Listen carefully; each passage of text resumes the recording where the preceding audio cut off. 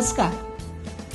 स्वातंत्र्य दिन किंवा प्रजासत्ताक दिन साजरा करण्यास निघाल्यानंतर मुलं आपल्या शर्टला जो बो लावतात तो बो इथे सादर केलेला आहे. हा बघा, इथे ही छोटी 3 दिल बनवलेली आहेत. एक केशरी, पांढरं आणि हिरवं.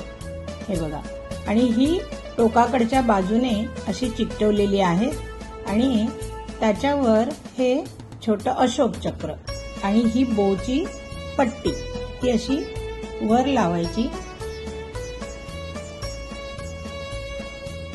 हे बघा, अशा प्रकारे आपला हा बो तयार झाला.